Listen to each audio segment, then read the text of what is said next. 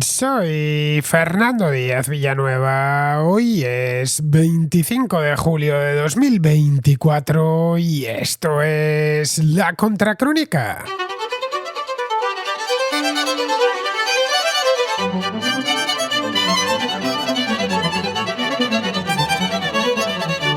Este domingo se celebrarán elecciones presidenciales en Venezuela. Son, como ya vimos en la Contracrónica hace un par de semanas, unas elecciones de la máxima importancia, ya que la oposición, agrupada en torno a la figura de Edmundo González Urrutia, de la Plataforma Unitaria Democrática, tiene opciones reales de ganar. A lo largo de este mes se ha desarrollado la campaña electoral, que llega a su recta final con mítines multitudinarios por parte de la oposición y la actitud agresiva e intimidante del régimen, que ve como el poder se les podría escapar de las manos.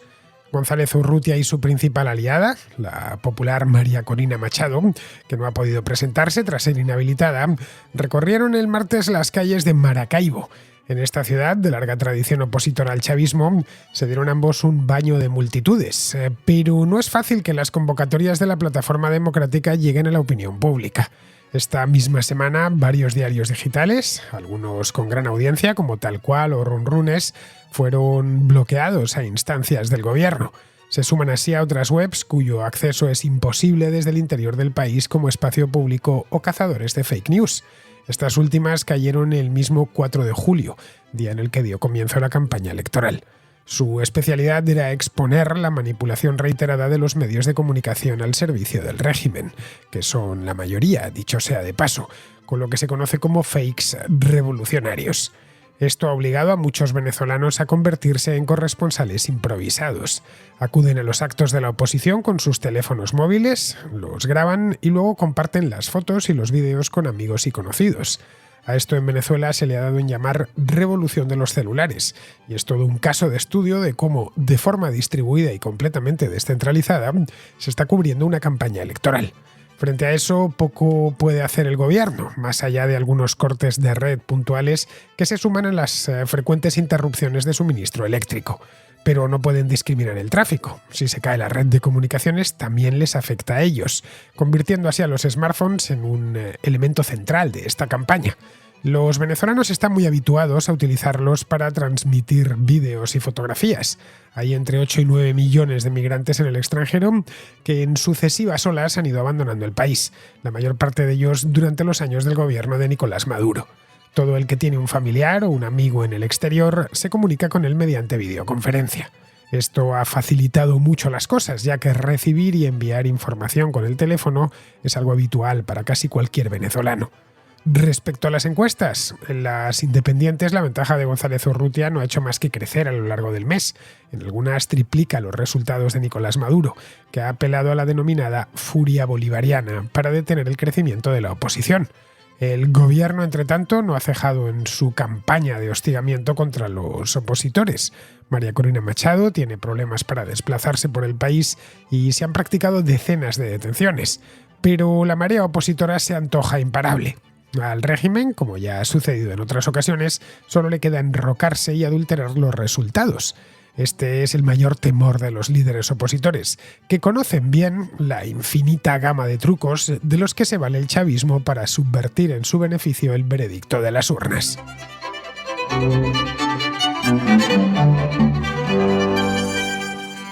Hace algo más de 2 semanas, el día 4 de este mes, concretamente, dediqué un programa a las elecciones de Venezuela. Lo tenéis, el programa en el archivo, ya digo, os doy la fecha exacta, que fue el día 4 de julio. Tendrá lugar este mismo domingo, el 28 de julio, y en aquel momento os prometí que antes de las elecciones haría otro programa para comentar cómo había ido la campaña, qué perspectivas había. La campaña empezó, de hecho, el mismo día que hice aquel programa, el día 4 de julio. En aquel momento, tal y como os contaba, las encuestas pintaban realmente bien para la candidatura opositora, la llamada Plataforma Unitaria Democrática. El candidato de esta plataforma, os lo conté con más detalle, el día 4 es un diplomático llamado Edmundo González Urrutia. Es un hombre ya de cierta edad, cumplirá 75 años en el mes de agosto, pero a quien no le ha quedado más remedio que presentarse, porque una de las aficiones del chavismo, bien conocidas por todos, es inhabilitar a los candidatos incómodos. De tal manera que González Urrutia, precisamente porque no era incómodo, y no era incómodo porque era desconocido, la mayor parte de venezolanos no habían oído hablar de él en su vida, ahora sí, ahora ya le conocen una buena parte de venezolanos a raíz de esta campaña, pero en aquel momento no estaba en el radar de los servicios de inteligencia del chavismo. El candidato incómodo por antonomasia, o mejor dicho, la candidata incómoda por antonomasia en Venezuela es María Corina Machado, que es conocidísima, por supuesto, dentro de Venezuela, pero también es muy conocida fuera de Venezuela. Naturalmente, y como no podía ser de otra manera, fue inhabilitada hace unos meses, arguyendo que estaba dedicada o que se dedicaba de manera profesional a actividades contra Venezuela, es decir, hostiles al Estado. Ya os expliqué que el régimen bolivariano confunde el Estado con el partido, confunde el Estado venezolano, la República de Venezuela, con Hugo Chávez primero y luego con Nicolás Maduro. Así que criticar a Hugo Chávez o criticar a Nicolás Maduro es para ellos sinónimo de criticar al Estado. Que ojo, en una democracia uno puede criticar al Estado si le viene en gana, solo faltaba. Se puede ser todo lo crítico que uno quiera, hasta pedir incluso el desmantelamiento de ese Estado, si es necesario. En una democracia de verdad, quiero decir, que no es el caso de Venezuela, ni muchísimo menos. El régimen bolivariano es tremendamente creativo, si algo hemos aprendido, y ya son muchos años. No olvidemos que Chávez llegó al poder en 1999, han pasado ya 25 años, un cuarto de siglo. Pues eso, es muy creativo a la hora de buscar presuntos delitos para quienes se oponen a él. Si no los tiene, se los inventa. Como la justicia está desde hace un montón de tiempo, desde el principio, está controlada de manera férrea, además, por los activos del régimen, pues no hay ninguna posibilidad, no existe nada parecido al Estado de Derecho o a la independencia judicial. Con todo, María Corina Machado ha tenido suerte, porque otros opositores terminan siendo torturados en el Helicoide. El Helicoide es un edificio muy conocido en Caracas, que ha pasado ya en alguna ocasión por la contracrónica, por otros motivos, por motivos represivos, digamos. Bueno, de hecho, del Helicoide solo se habla de él porque es donde el régimen, uno de los lugares en los que el régimen reprime a sus opositores. Se le llama así, helicoide, porque tiene forma de hélice. Es un edificio del siglo XX, de la segunda mitad del siglo XX, de cuando Venezuela era un país muy próspero, que podía permitirse el lujo de contar con edificios muy significados, originales, y es cuando se construyó eso. No se concibió como comisaría, que es en esencia ni mucho menos como centro de represión. Se concibió como un centro comercial al que se podía acceder en automóvil, de ahí que tenga esa forma de hélice. Pero hoy, desde hace ya mucho tiempo, es la sede una de las sedes del Servicio Bolivariano de Inteligencia Nacional, el infame SEBIN. Del helicoide, algunos de los arrestados ni siquiera salen con vida.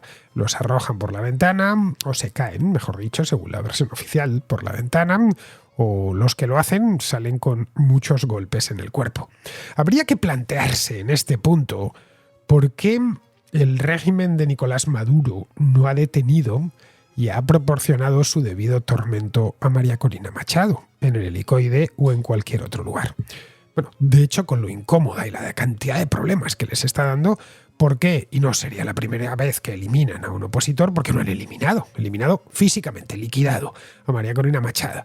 La razón es fácil de entender. Machado no se lo pone fácil, como es normal, es una mujer que suele llevar numerosa escolta, por lo que pueda pasar, y en Venezuela pueden pasar muchas cosas, casi todas malas, especialmente si eres opositor al régimen.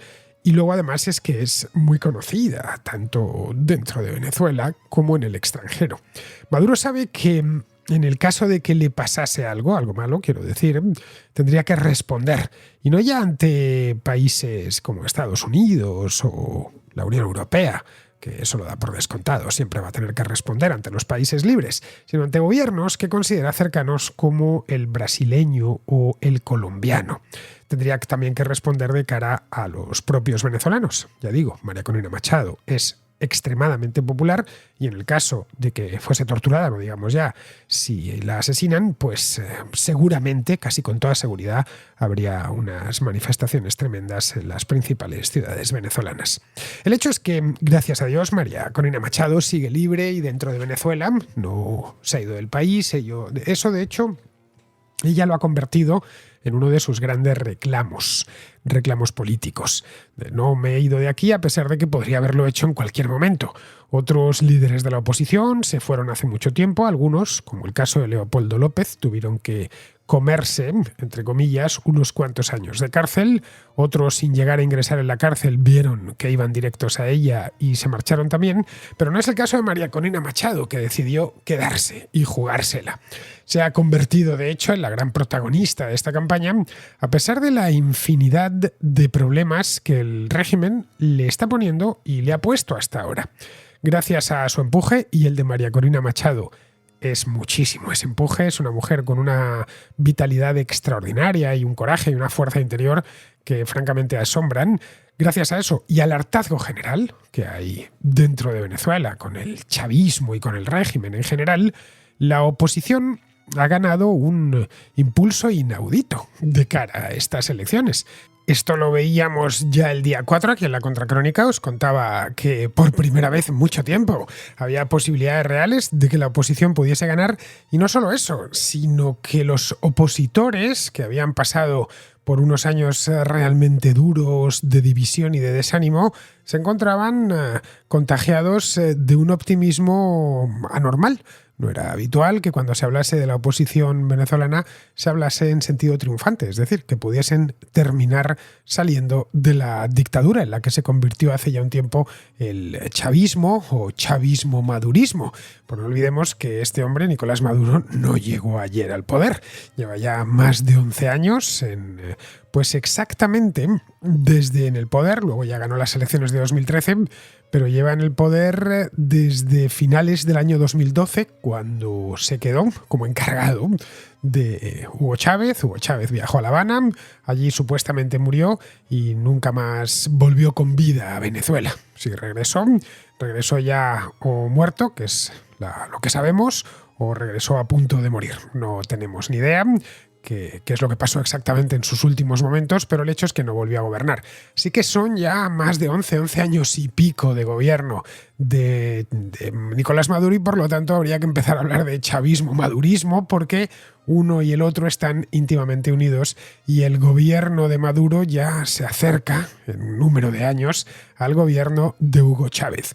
Pues bien, en buena medida esto se ha debido al empuje de esta mujer, a María Corina Machado, que no ha tirado nunca la toalla y que a lo largo de los últimos meses ha organizado mítines, ha transmitido su optimismo a la oposición venezolana y a los propios venezolanos. Bueno, en las últimas semanas ha organizado mítines multitudinarios en todo el país, también tanto en barrios urbanos como en zonas rurales, que en su día fueron bastiones de Hugo Chávez y que hasta hace no tanto eran bastiones de Nicolás Maduro.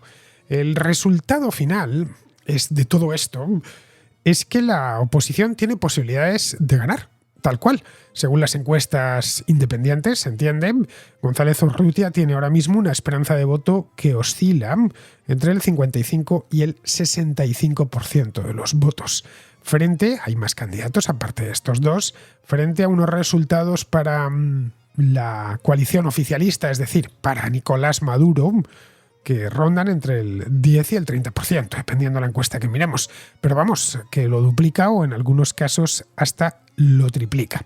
Pero eso sí, no debemos olvidar, y esto es importante, que una de las especialidades del régimen chavista es el fraude electoral. De modo que la victoria, a pesar de que todo pinta que va en esa dirección, no está ni mucho menos garantizada. Lo verdaderamente notable en estas elecciones es que hace apenas unos meses una victoria tan clara, tan evidente de la oposición no parecía posible. Hace solo unos meses estoy hablando. Hace solo 5, 6 meses, incluso 4 meses, si me alargo menos. Los opositores estaban todavía divididos y, como os decía antes, cundía el desánimo. No es para menos. En los 11 años y pico de gobierno de Nicolás Maduro, el régimen, que durante los años de Hugo Chávez mantuvo una fachada democrática decreciente, pero fachada democrática, se ha revelado como una dictadura implacable. Hasta la fecha, lo único que realmente no ha eliminado son las elecciones, estas convocatorias electorales periódicas, que de forma rutinaria adulteran sin miramientos. Por lo demás, se ha detenido a cientos, por no decir miles, de activistas de la oposición. Se ha intensificado la censura en los medios. Se han celebrado elecciones que eran un puro simulacro, eran elecciones sin opositores. Se ha inhabilitado a candidatos a postularse a cargos públicos tanto a escala nacional como regional. Se ha tomado el control de todos los resortes políticos, sociales, judiciales y económicos de Venezuela para que absolutamente nada se les escape de las manos. Así que cuando aquí hablamos de fraude electoral no hay que pensar solo en el hecho de alterar el resultado de las urnas en el último momento. El hecho mismo de inhabilitar de forma sistemática a candidatos es ya un fraude electoral, mucho antes de que se celebren las elecciones. Pero vamos, lo único que han mantenido ha sido las elecciones en sí mismas, es decir, la convocatoria electoral, que en el caso de las presidenciales pues se produce cada mucho tiempo. Son sexenios, se celebran cada 6 años. Esto da mucha tranquilidad al presidente, porque tiene 6 años por delante, un sexenio completo, que es muchísimo tiempo, pero al término de esos 6 años tiene la obligación de celebrar los comicios y aparentar que cualquiera puede presentarse. Para evitar sustos, lo que hacen, la primera de las medidas de este fraude electoral sistémico, es inhabilitar a los candidatos más peligrosos, los que más daño pueden hacerle. En este caso es exactamente lo mismo que hace Vladimir Putin en Rusia, no es nada nuevo. Pero esta vez algo ha salido mal y de ese algo se están dando cuenta ahora. Esa es la razón por la cual han intensificado la represión. Han impedido el acceso a páginas web que son críticas con el gobierno y algunos periódicos como Tal Cual, por ejemplo, que les estaba haciendo el de Petkov. Bueno, Petkov murió ya hace unos cuantos años, pero el periódico sigue existiendo. Han elevado el tono de unas soflamas que ya de por sí, tratándose del chavismo, suelen ser incendiarias. Bueno, Maduro ha hablado incluso de un baño de sangre en el caso de que pierda las elecciones, o mejor dicho, de que las gane la oposición. Bueno, esto ha sido elevar tanto el tono que ha asustado hasta Lula da Silva, que ha pedido a Maduro que se lo tome con más calma, que aprenda a perder elecciones que de vez en cuando se pierden. Que el chavismo sea impopular no tiene nada de extraño. Los venezolanos no es que hayan perdido la cabeza, ni mucho menos. De hecho, tardaron mucho en darse cuenta de dónde se habían metido. El país ha visto salir en los últimos 10 años a unos 8 millones de personas. En un país que solía ser de inmigrantes, es más llamativo todavía, porque Venezuela recibía población del extranjero, no la enviaba, no era común hace 25, 30, 35 años encontrar inmigrantes venezolanos en Estados Unidos o en España. Si veías algún venezolano estaba de visita turística, pero no desde luego que había llegado con lo opuesto, cosa que de unos años a esta parte se ha convertido en lo habitual. Se encuentra uno venezolanos por todas partes, bueno, tantos como 8 millones. La mayor parte de ellos están en Colombia, que es lo más cercano, pero hay comunidades inmensas, grandísimas de venezolanos en lugares como Perú, como Ecuador, México, Estados Unidos, por supuesto, una también muy grande en España, que cae realmente lejos de Venezuela, en Argentina, en prácticamente todos los lugares del mundo, no ya digo de América o de países muy cercanos y afines como puede ser España. Uno encuentra venezolanos en Alemania, en Italia, en el Reino Unido, en Francia, en casi cualquier sitio, en Australia, en todos los lugares donde uno vaya del mundo se encuentra venezolanos. Y no se han ido para conocer mundo, sino para conseguir sobrevivir.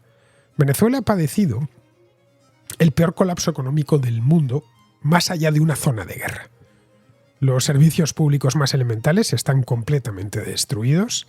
La moneda, el bolívar, no vale absolutamente nada y en torno al 90% de la población se encuentra por debajo de la línea de pobreza. Para que nos hagamos una idea de la catástrofe, una idea somera.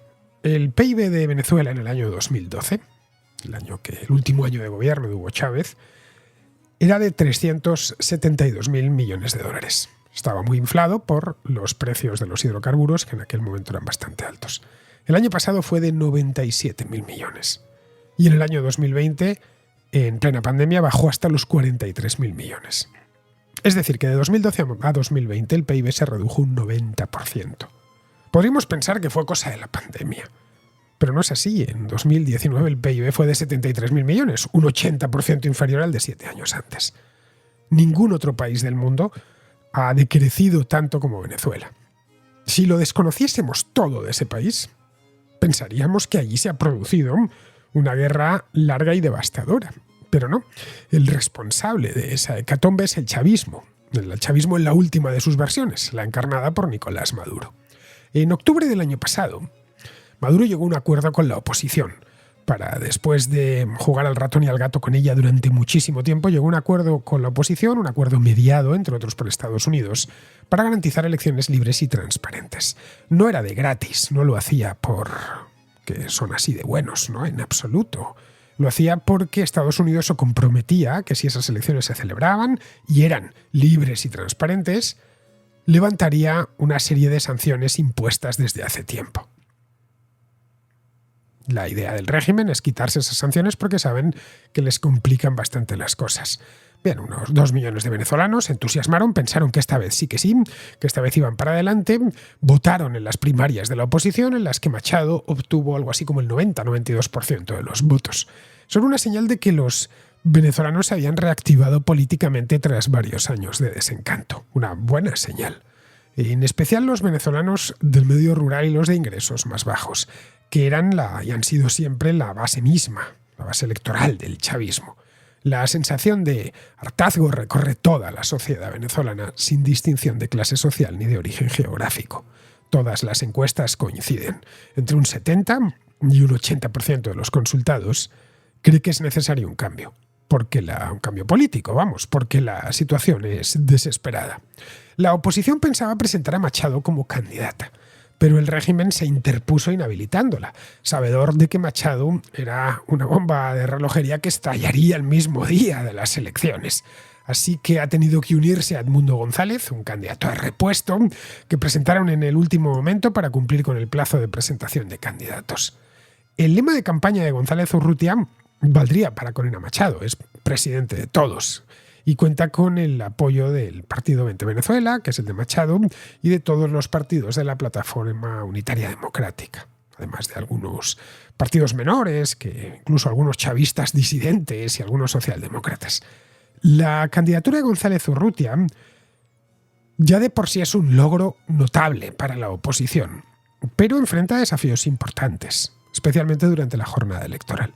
Cuando empezó la campaña, y os lo contaba aquí, se temía incluso que Nicolás Maduro, viéndose ante la perspectiva de perder y perder por mucho, inhabilitase a González Urrutia. Por suerte eso no ha sucedido. Seguramente ganas no le faltaron, pero eso habría desautorizado por completo las elecciones.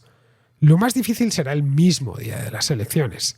El Consejo Nacional Electoral, el CNE, que organiza las elecciones y anuncia los resultados, está dominado por chavistas y es conocido por sus manipulaciones en el recuento y por las muchísimas irregularidades que se producen el mismo día de la votación.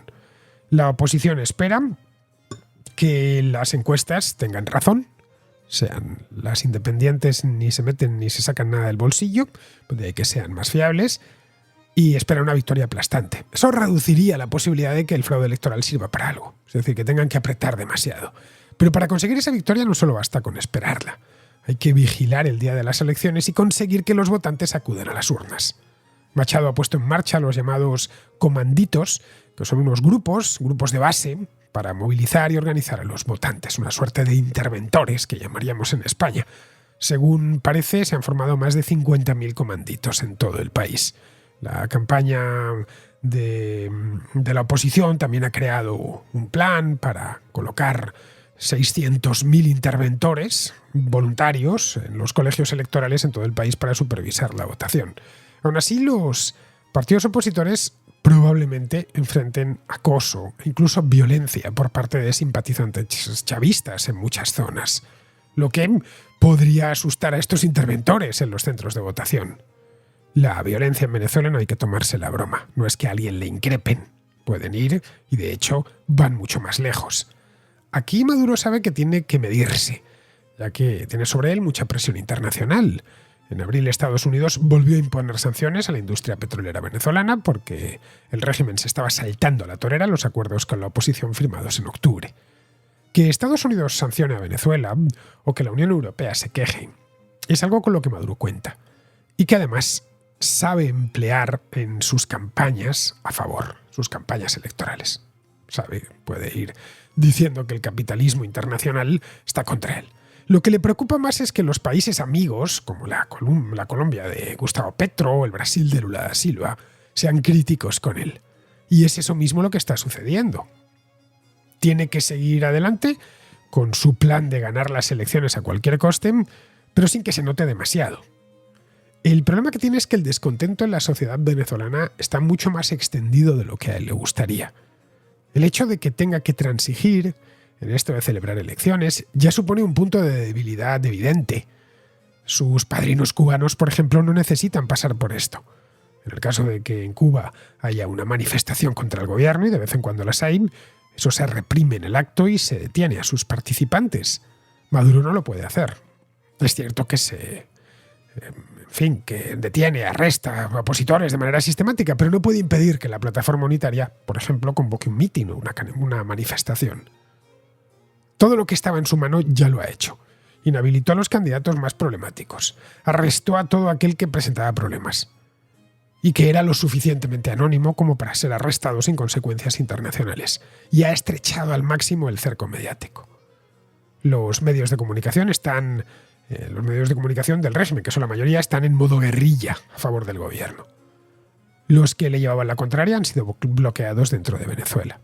A los venezolanos solo les queda el teléfono móvil, la revolución de los celulares de la que os hablaba en la introducción y la esperanza de que este domingo puedan cambiar las cosas.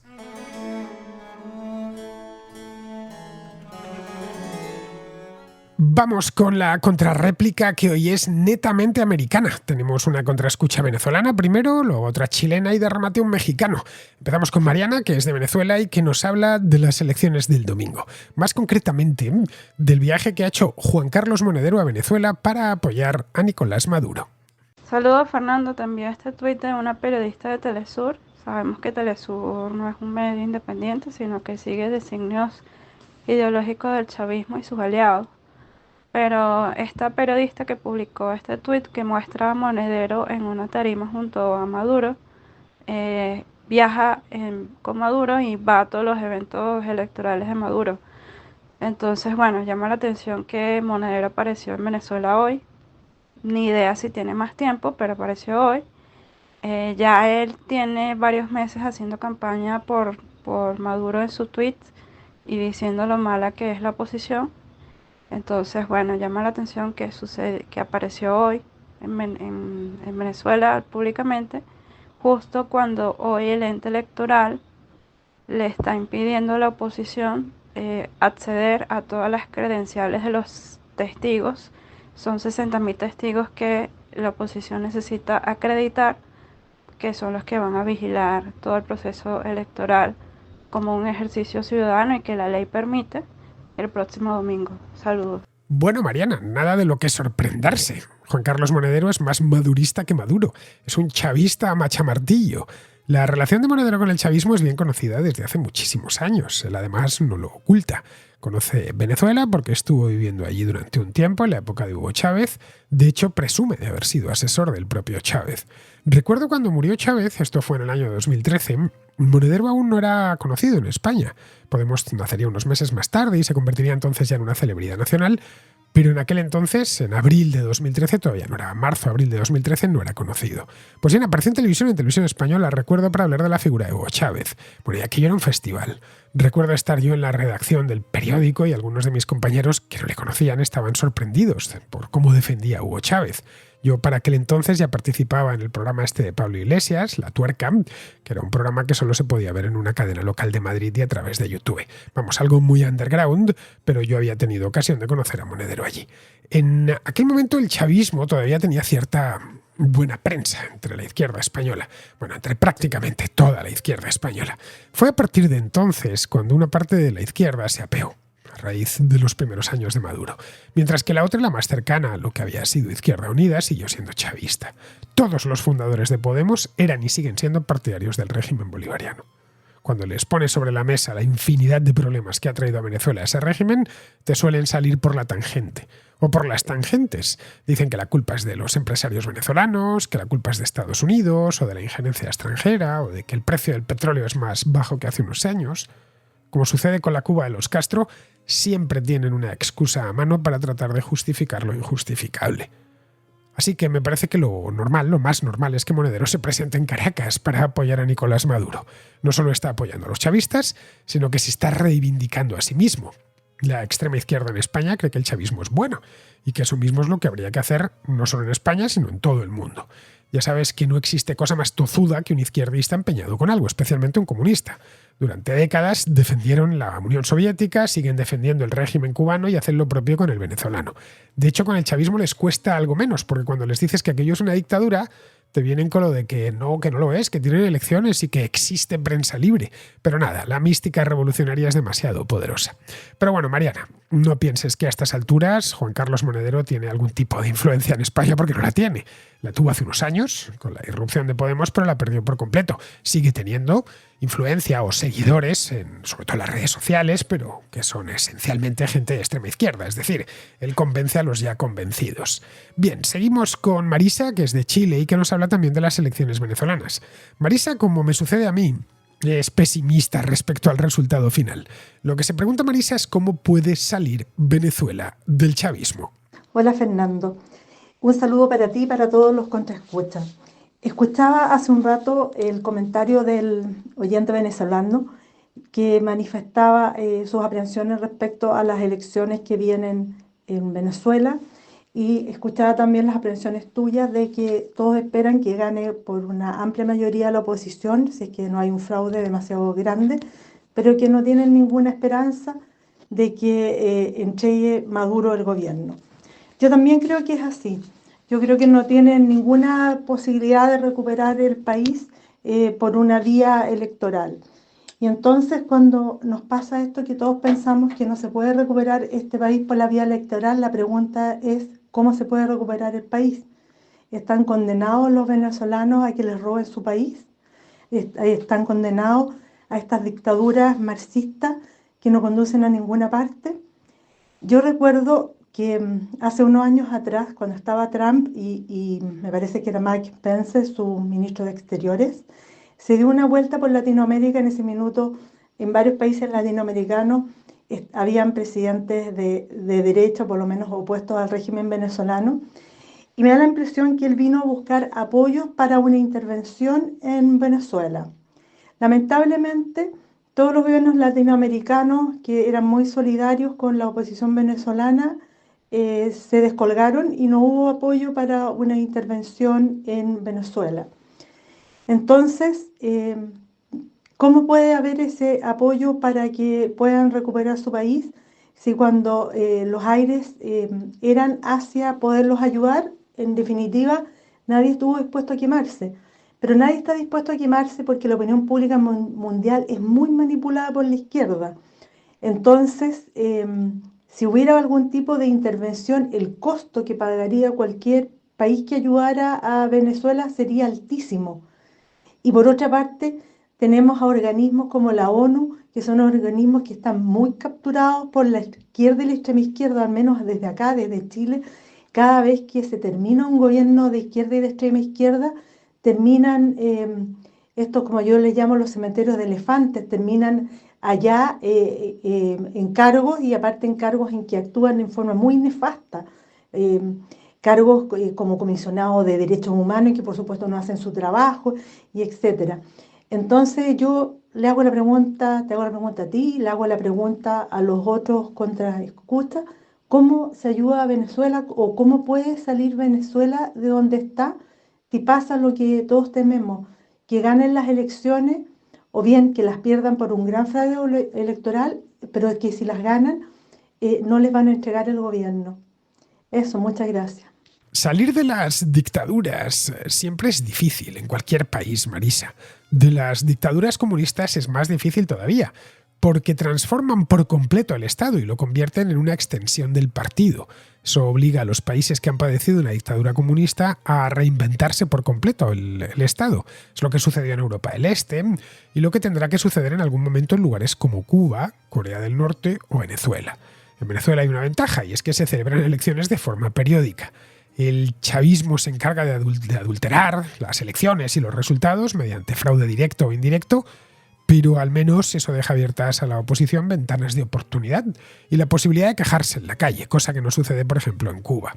Respecto a lo que comentas de una intervención externa, creo que los venezolanos opositores al régimen han contado con el apoyo desde hace años ya, de las potencias occidentales y de una buena parte de sus vecinos hispanoamericanos durante todo este tiempo. No todos, pero sí una buena parte. Pero claro, de ahí no se puede pasar. No puedes intervenir directamente en la política interna de un país. Por directamente hay que entender violentamente. Eso puede parecer atractivo así de primeras, pero conseguiría justo lo contrario. Nunca olvides que el castrismo le debe mucho a las operaciones, todas desastrosas, que Estados Unidos hizo a principios de los años 60, como la frustrada invasión de Bahía de Cochinos, el Playa Girón de la Revolución. Aquello fue uno de los pilares sobre los que se edificó el castrismo. Ese tipo de cosas los regímenes comunistas las saben emplear muy bien, sacan muchísimo partido de ellas. El chavismo utilizó como uno de los elementos legitimadores, al principio, el famoso golpe de Estado del año 2002, que ni siquiera fue una intervención externa, pero ya se buscaron agentes externos que habían influido para dar ese golpe de Estado. Los venezolanos, por lo demás, tienen una baza de la que carecen los cubanos, y es esta misma de las elecciones. Cierto es que aún no se le quitan las ganas, esa es la verdad, porque sabe que se va a producir fraude en algún punto, en algún momento, que se inhabilita candidatos, que se censura la prensa, que se detiene a opositores y que se hace la vida imposible a todo aquel que disienta. Pero es que los cubanos no tienen ni siquiera eso.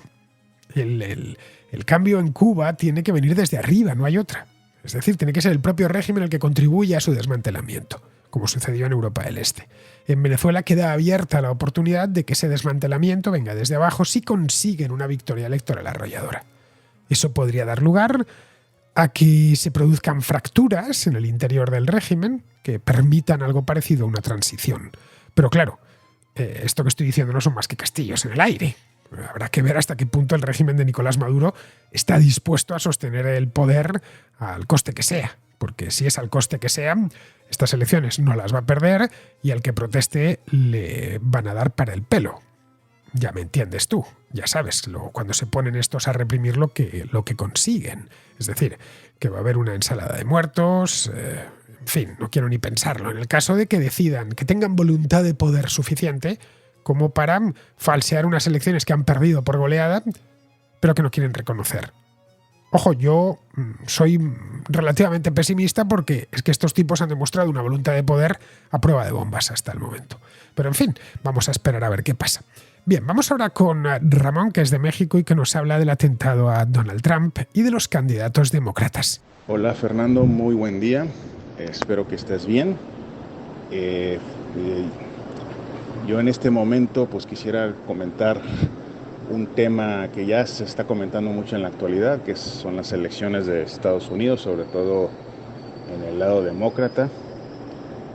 Viendo lo que acaba de suceder con Trump, que ya se acaba de consolidar por ese simple acto, independientemente si a la gente le pueda caer bien o mal este señor, eso es independiente, ya con lo que le acaba de suceder, que ya todos sabemos qué pasó, ya se acaba de consolidar como el candidato ideal para los republicanos, y no solo eso, sino que ya para prácticamente tener una gran ventaja en las elecciones, ¿no? Porque la verdad es que demostró tener bastantes cojones el señor, o sea, el hecho de que te disparen, que casi te dé el disparo y todavía no te amedrentes y tengas esa actitud, pues obviamente dice mucho esta persona, ¿no? Y eso yo creo que a muchos votantes de aquel país les ha de agradar, independientemente de que te guste o no.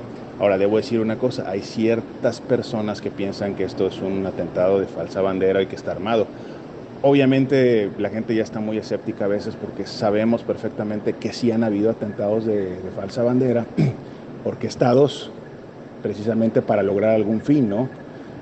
o una excusa para invadir cierto país o para implementar ciertas políticas. Ahora, en este caso en particular, como ya lo dijiste tú, tú le respondiste a otro contraescucha acerca de esto, simplemente quería reafirmar que sí, que tienes razón, es muy, muy difícil que haya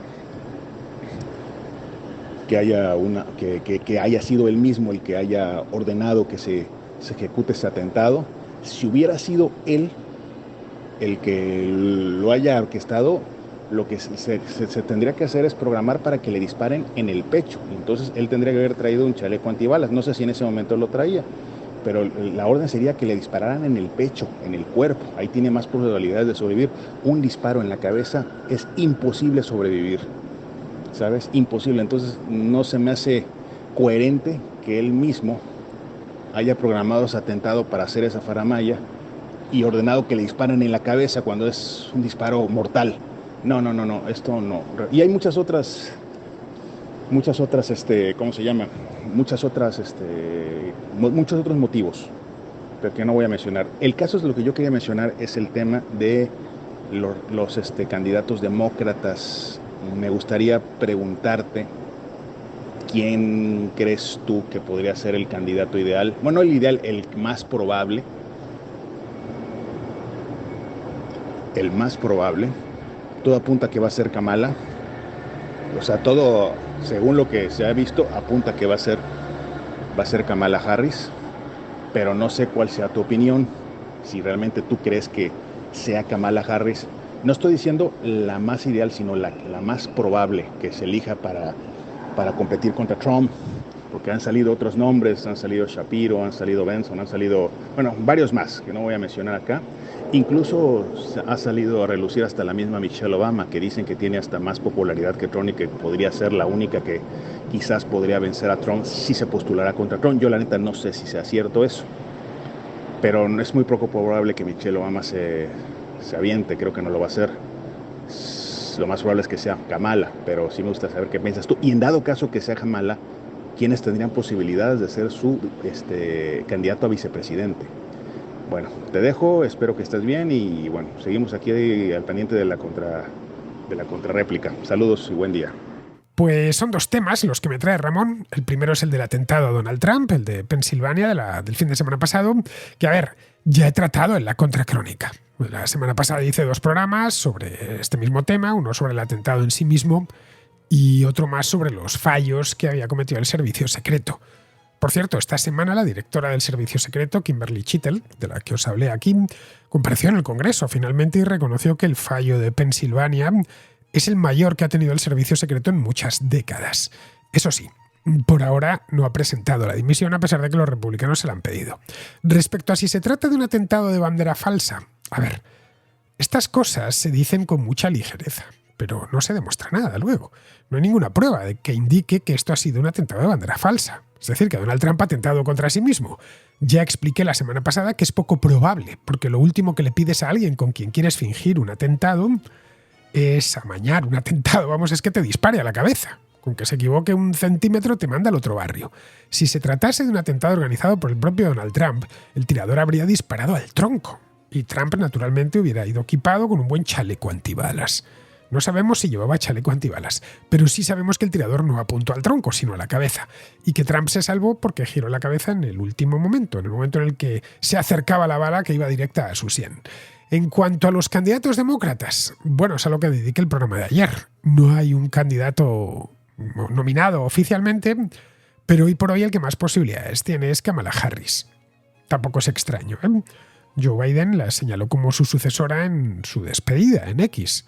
Harris tiene además la ventaja de contar con el apoyo de la campaña de Biden, con sus donantes y con el respaldo explícito de muchos líderes demócratas. Seguramente no es la mejor candidata. De hecho, yo estoy completamente convencido que no es la mejor candidata. Pero es que falta menos de un mes para la Convención Demócrata de Chicago. Y no pueden hacer mucho más en tan poco tiempo. Lo peor que podrían meterse ahora, como explicaba ayer, es en una disputa abierta entre 2 o 3 candidatos, en una guerra abierta en el Partido Demócrata a 3 meses de las elecciones y en plena convención. Pero bueno, por suceder podría suceder. pero según están las cosas, ya te digo, es improbable. Bien, vamos a terminar, vamos con Pizarro, que nos habla de Kamala Harris. Como las encuestas pintan oscuras, los políticos demócratas se apresuran a apoyar a la siguiente en la lista para que corra escrupulosamente el turno. La vicepresidenta nunca ha sido capaz de aglutinar votos, ni el popular ni el de sus commilitones, así que más que una candidata de convicción, parecería de apaño. En todo caso, tendremos debates en los que se entenderá a ambos candidatos, lo que ya es ganar algo. Un cordial saludo de Pizarro. Y hasta aquí, queridos amigos, llega la contra de hoy, 25 de julio, es jueves, mañana viernes, luego tenemos contrahistoria. La semana pasada hicimos una contrahistoria, o hice mejor dicho, porque la parte principal de la contrahistoria, la de la semana pasada, la hice yo solo, no tuve invitado, y la parte final, el contrasello, ya sabéis que lo hacen los contraescuchas, pero el tema principal lo hice sobre los magnicidios. Os contaba que iba a hacer 4 magnicidios, al final hice 3 porque es que el de Kennedy no me cabía. Era demasiado y tampoco quería hacer el programa más largo, que ya de por sí me salió larguísimo. Me salió una contrahistoria de más de hora y media y no es habitual que sean tan largas. Así que os dije que dejaba para esta semana el magnicidio de John Fitzgerald Kennedy, que es un tema de bastante interés y que además llevaba tiempo queriéndolo traer a la contrahistoria. Así que ya sabéis el tema de mañana. Bueno, los habituales del programa lo sabéis desde la semana pasada porque os lo dije. Así que con esto me despido de todos vosotros. Hasta mañana.